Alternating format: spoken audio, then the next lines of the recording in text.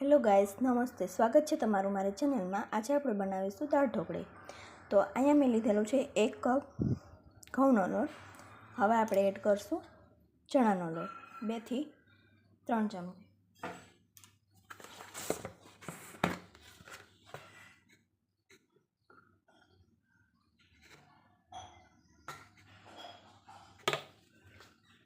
દાળ મેં બાફવા માટે મૂકી દીધી છે.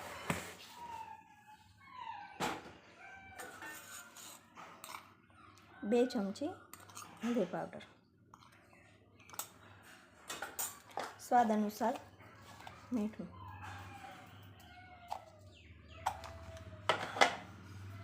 ને થોડુંક લાલ પાવડર નાખશું.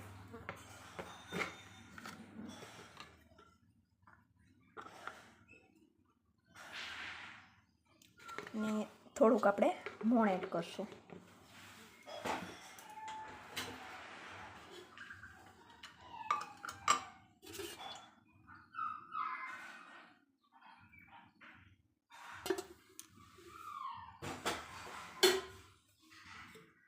હવે આપણે લોટ બાંધીને તૈયાર કરી લઈશું.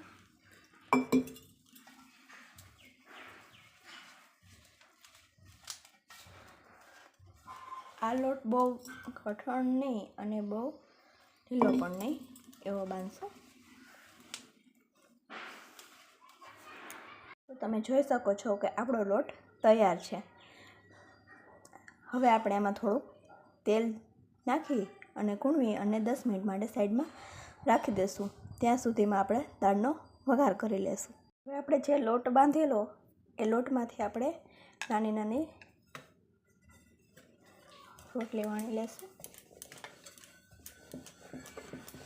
બધી રોટલી એકસાથે આપણે પતલી પતલી વણવાની છે. વણી અને રાખી દઈશું. હવે આપણે બધી રોટલી વણીને તૈયાર છે. હવે આપણે આના નાના નાના ચેક્સ પાડી લઈશું. બહુ નાના નહીં બહુ મોટા નહીં એ રીતના પાડવાના છે.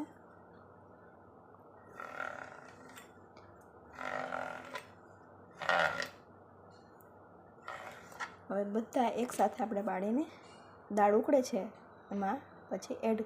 હવે બધી ઢોકળી છે ને આપણે વણીને તૈયાર છે. એકસાથે જ આપણે એડ કરવાની છે એટલે એકસાથે બધી પાકી છે. તો આપણે બધી આમાં એડ કરી દઈશું. તો તમે જોઈ શકો છો આપણે બધી ઢોકળીનામાં દાળમાં એડ કરી દીધી છે.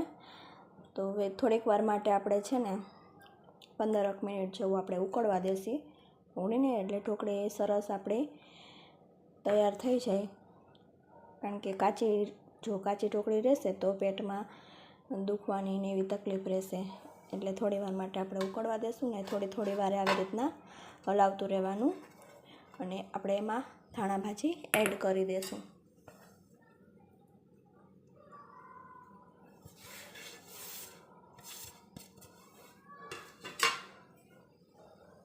તમે જોઈ શકો છો 15 મિનિટ પછી આપણી ઢોકળી બનીને તૈયાર છે ને પાકી ગઈ છે. આ ગુજરાતી દાળ ઢોકળી છે ને ખાટી મીઠી હોય તો જ ખાવામાં મજા આવે છે. તો આપણે દાળ ઢોકળી બનીને તૈયાર છે. તો તમને બધાને મારી રેસીપી પસંદ આવી હોય તો લાઈક ને સબસ્ક્રાઈબ કરી દેજો.